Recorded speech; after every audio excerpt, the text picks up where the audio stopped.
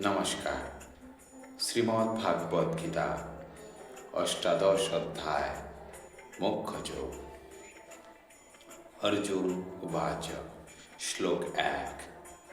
সন্ন্যাসস্য মহাবাহো তত্ত্বমিচ্ছামি বেদিতুম ত্যাগস্য চ ঋষিকেশ পৃথক্কেশিনী সূদন। অনুবাদ: অর্জুন বললেন, হে মহাবীর, হে ঋষিকেশ, হে কেশনিসূদন, আমি সন্ন্যাস ও ত্যাগের তত্ত্ব পৃথকভাবে জানতে ইচ্ছা করি। তাৎপর্য: প্রকৃতপক্ষে শ্রীমদ্ ভাগবত গীতা 17টি অধ্যায়ে সমাপ্ত হয়েছে। অষ্টাদশ অধ্যায়টি পূর্বের অধ্যায়গুলিতে আলোচিত বিভিন্ন বিষয়বস্তুর পরিপূরক সারাংশ। ভগবদ্গীতার প্রতিটি অধ্যায়ে ভগবান শ্রীকৃষ্ণ জীবনের পরম লক্ষ্যরূপে পরমেশ্বর ভগবানের প্রতি ভক্তিযোগে সেবা সম্পাদনের উপরই গুরুত্ব আরোপ করেছেন। সেই একই বিষয়বস্তু জ্ঞানের গুহ্যতম পন্থারূপে অষ্টাদশ অধ্যায়ে সংক্ষিপ্তভাবে বর্ণিত হয়েছে। প্রথম 6টি অধ্যায়ে ভক্তিযোগের গুরুত্ব দেখানো হয়েছে। যোগী নামপি সর্বেষাং, সমস্ত যোগীদের মধ্যে যিনি সর্বদাই অন্তরে আমাকে চিন্তা করেন, তিনি শ্রেষ্ঠ। পরবর্তী 6টি অধ্যায়ে শুদ্ধ ভক্তি, তার প্রকৃতি এবং তার অনুশীলনের বর্ণনা করা হয়েছে। শেষ 6টি অধ্যায়ে জ্ঞান, বৈরাগ্য, জড় প্রকৃতি ও অপ্রাকৃত প্রকৃতির ক্রিয়াকলাপ এবং ভগবত সেবার কথা বর্ণনা করা হয়েছে। সেখানে সিদ্ধান্ত করা হয়েছে যে সমস্ত কর্মের অনুষ্ঠান করা উচিত পরমেশ্বর ভগবানের সংযোগে। তিনি ওম তৎসৎ শব্দগুলির দ্বারা প্রকাশিত হয়েছেন, যা পরম পুরুষ শ্রী বিষ্ণুকেই নির্দেশ করে। ভগবদ্গীতার 3য় পর্যায়ে দেখানো হয়েছে যে ভগবত ভক্তির অনুশীলন ছাড়া আর কিছুই জীবনের চরম লক্ষ্য নয়। পূর্বতন আচার্যগণের এবং ব্রহ্মসূত্র বা বেদান্ত সূত্রের উদ্ধৃতির মাধ্যমে তা প্রতিষ্ঠিত হয়েছে।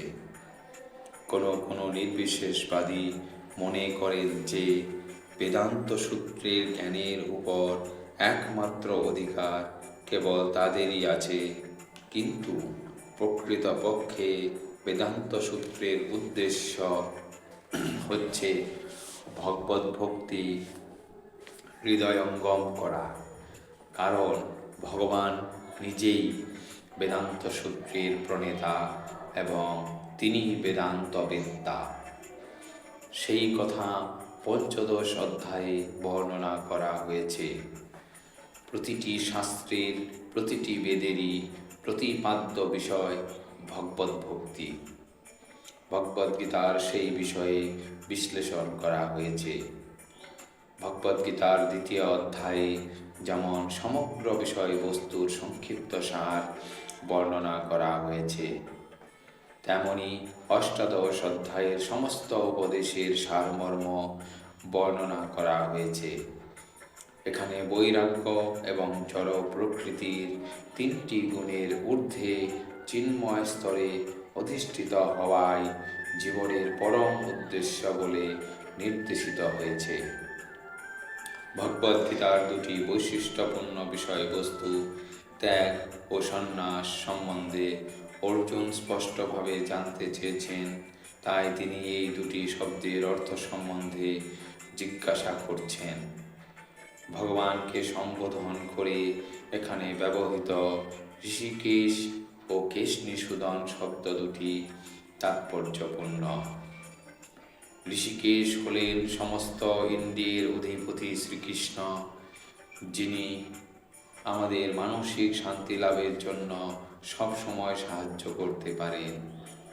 অর্জুন তাকে অনুরোধ করছেন সব কিছুর সারমর্ম এমনভাবে বর্ণনা করতে যাতে তিনি তার মনের সাম্যভাব বজায় রেখে অবিচলিত হতে পারেন। তবুও তার মনে কিছু সন্দেহ রয়েছে, আর সন্দেহকে সবসময় অসুরের সঙ্গে তুলনা করা হয়। তাই শ্রীকৃষ্ণকে তিনি কেশিনিষূদন বলে সম্বোধন করেছেন। কেশী একজন অত্যন্ত দুর্ধর্ষ অসুর, যাকে শ্রীকৃষ্ণ হত্যা করেছিলেন, এবং অর্জুন প্রত্যাশা করছেন যে তার মনের সন্দেহরূপী অসুরটিকেও শ্রীকৃষ্ণ নাশ করবেন। শ্লোক 2। শ্রী ভগবান উবাচ কেম্মনাং কর্মণাং ন্যাসং সন্ন্যাসং কবয়ো বিন্দু সর্বকর্মফল ত্যাগং প্রাহুস্ত্যাগং বিচক্ষণা। অনুবাদ: পরমেশ্বর ভগবান বললেন, পণ্ডিতগণ কাম্য কর্মসমূহের ত্যাগকে সন্ন্যাস বলে জানেন, এবং বিচক্ষণ ব্যক্তিগণ সমস্ত কর্মফল পরিহারকে ত্যাগ বলে থাকেন। তাৎপর্য: কর্মফলের আকাঙ্ক্ষাযুক্ত যে কর্ম তা ত্যাগ করতে হবে, সেটি ভগবদ্গীতার নির্দেশ। কিন্তু পারমার্থিক জ্ঞান লাভের জন্য যে কর্ম তা পরিত্যাগ করা উচিত নয়। পরবর্তী শ্লোকগুলিতে তা স্পষ্টভাবে বিশ্লেষণ করা হবে। কোনো বিশেষ উদ্দেশ্য সাধনের জন্য যজ্ঞ সম্পাদনের বিভিন্ন বিধান বৈদিক শাস্ত্রে প্রদান করা হয়েছে। পুত্র লাভের জন্য অথবা স্বর্গ লাভের জন্য বিশেষ বিশেষ যজ্ঞের অনুষ্ঠান করতে হয়, কিন্তু কামনার বশবর্তী হয়ে যজ্ঞের অনুষ্ঠান বন্ধ করতে হবে। কিন্তু তা বলে নিজের অন্তর পরিশুদ্ধ করার উদ্দেশ্যে যজ্ঞ অনুষ্ঠান বা পারমার্থিক বিজ্ঞানে উন্নতি লাভের জন্য অনুষ্ঠিত যজ্ঞসমূহ পরিত্যাগ করা উচিত নয়। ধন্যবাদ।